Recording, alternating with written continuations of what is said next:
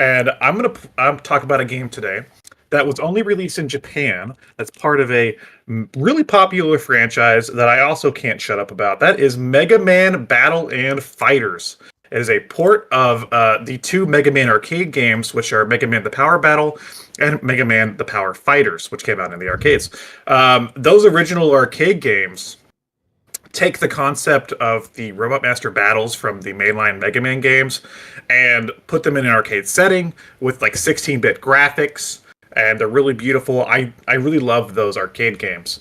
This version on the Neo Geo Pocket Color combines both those arcade games into one package and demakes them. You guys are familiar with the concept of a demake. It takes the 16-bit visuals from the arcade and kind of demakes them back down into NES style. Not exactly, but like very similar. The sprites for some of the characters look similar to the NES sprites, but they have like newer animations and stuff to make them look different, which is really interesting.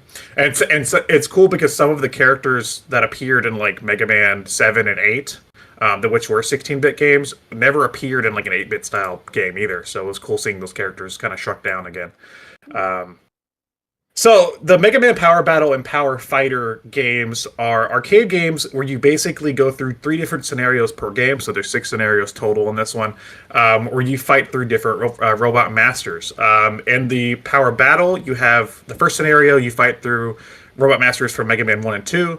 The second scenario is Mega Man 3 through 6, and then the last scenario is Mega Man 7, which was the newest one at the time.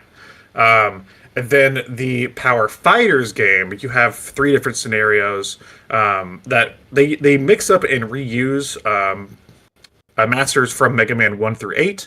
But they have different scenarios. The first one is like the search for Wily. The second one is like rescue roll, and the last one is like find new parts. And they all have like different stories.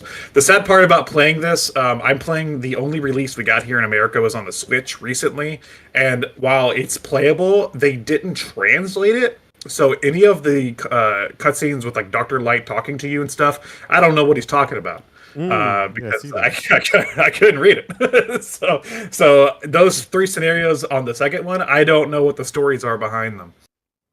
What's interesting about the arcade versions is that they were co-op and they had multiple characters. So in Power Battle, you can play as Mega Man, Proto Man, and Bass. And then in Power Fighters, you could play as Mega Man, Proto Man, Bass, and Spencer's favorite character, Duo, from Mega Man 8.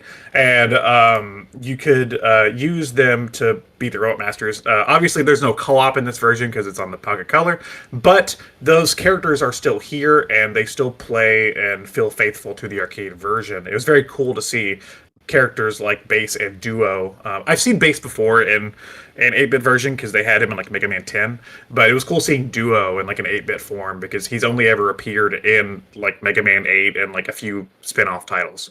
So very neat, very fun game. You beat up Robot Masters, you get their abilities, and then you use them to take on more Robot Masters. After you take out all 6 that are in that round, you move on to a 7th, like a mid-boss fight. So it may be like the Yellow Devil, or the guy like the Rolling Pin guy, or like one of the other Wily mid-bosses. And then you actually fight Wily himself for the last fight. A run of each scenario takes about 20 minutes, maybe 15 minutes, somewhere around there.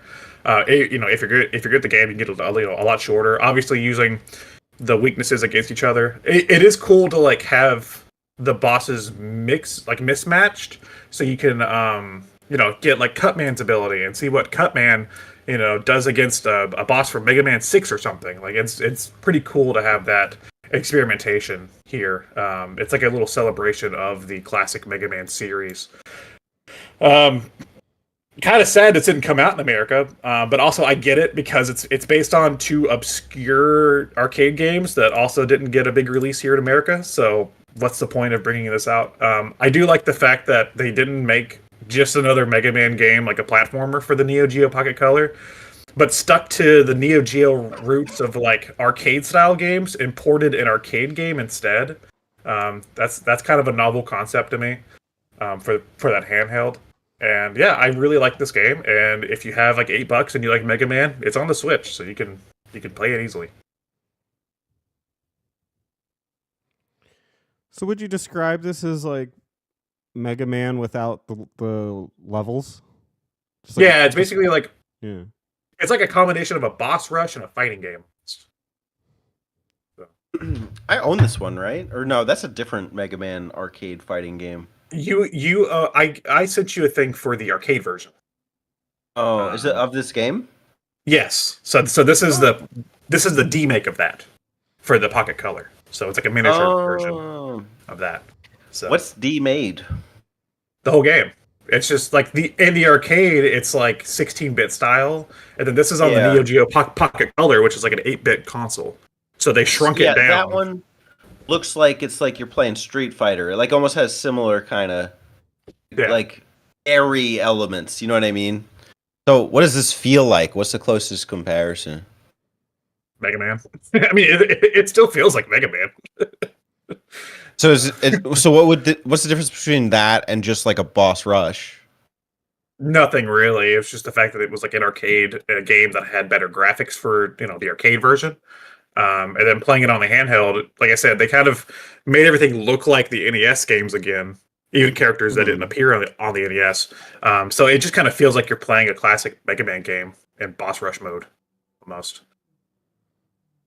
And why would you recommend that over say like Legacy Collections boss rush mode? I wouldn't. It's just a novel concept, especially for like the Neo Oh. Geo Pocket Color.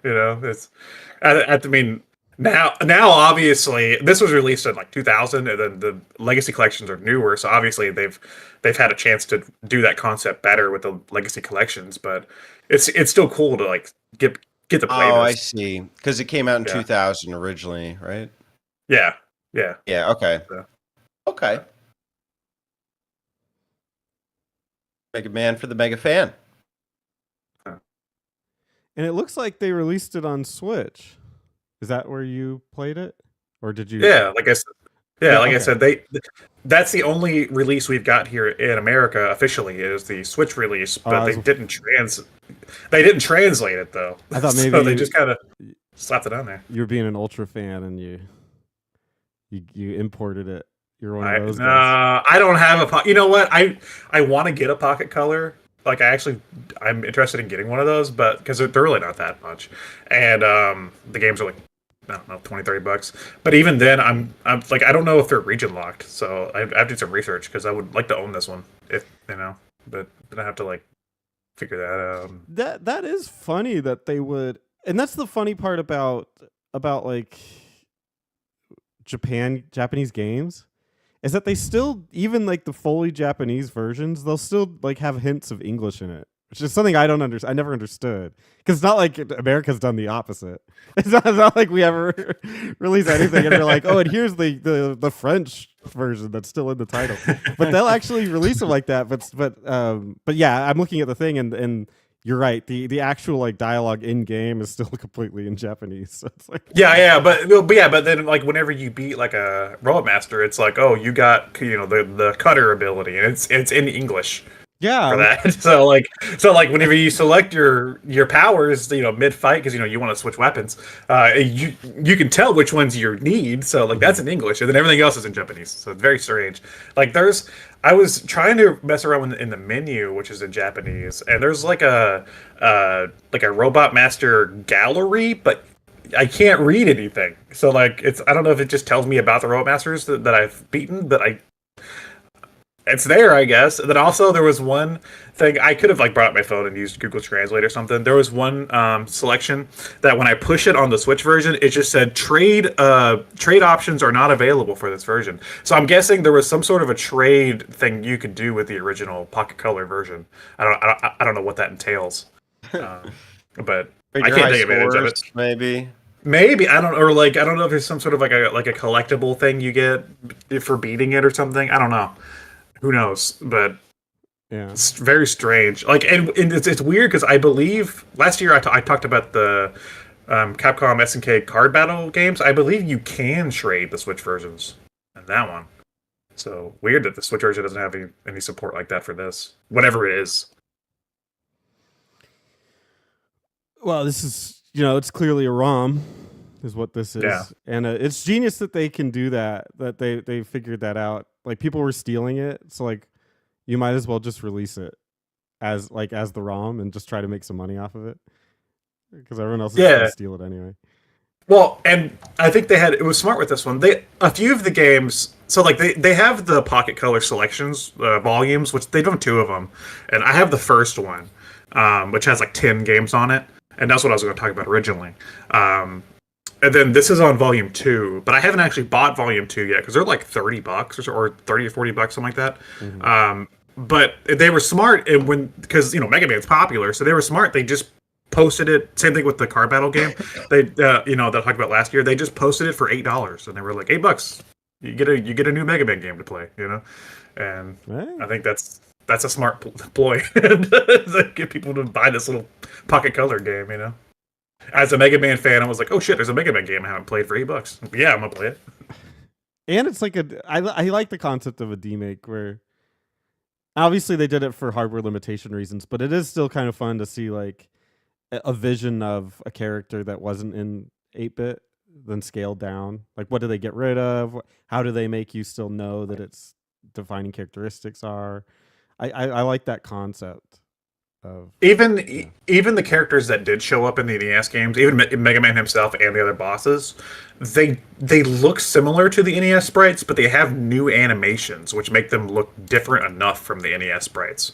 Like stuff that they clearly wouldn't have been able to do on the NES because this is like 2000. So, but it's still cool to like get to see that. And yeah, and the second one in Power Fighters, I use Duo all the time, which is this big old dude with like a big stretchy hand and like a shoulder thing where you can bash people.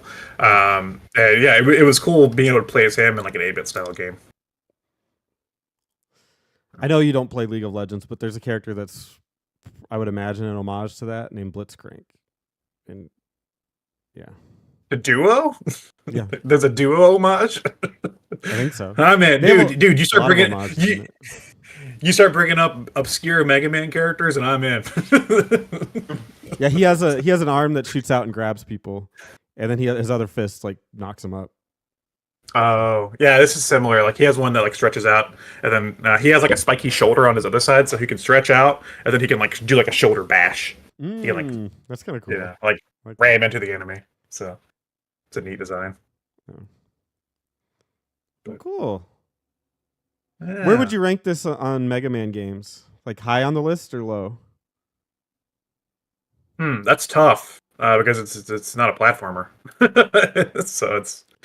So what do you do if half the game is gone? Is it the good part of the game, or what is it? Yeah, but half the game's gone, but you get so many of the Robot Masters from all the games, so it's kind of a trade-off. Neat. Yeah, it's a trade-off. I really do like those arcade games, and this is faithful. I would probably still play this over like some of the lesser platformer games. So I'm gonna say like. Mid series. Yeah, mid classic series. I'm talking mid tier. Yeah. Okay. Hey, not bad. If you don't like platforming, but you like Mega Man, then this is the game. Yeah, you like running and gunning, but not jumping. I guess. No jumping in this game. I mean, you still have to jump. Which it is cool though, because like you do have different characters with different abilities. So obviously, I didn't talk about this, but Mega Man is still he's equipped with his charge shot and his slide, and then you still have. Actually, I didn't use Proto Man that much, so I forget what he has. I think he has like a shield. Base has like rocket boots. And then I talked about Duo already. So there are like different ways to play it too. So really, you don't need to be good at platforming. You just need to be good at boss fights. I guess that's the perk too. Is like you get to play through the bosses as alternate characters. It's not really something you see in the mainline or 6 and Mega Man's anyway. Yeah. They didn't start doing that till like Mega Man 9 and 10. They started introducing. I think 9 has Proto Man and then 10 has Proto Man and Base. So. They do that later, but it's, way later. Hey y'all, don't forget to subscribe to them button mappers.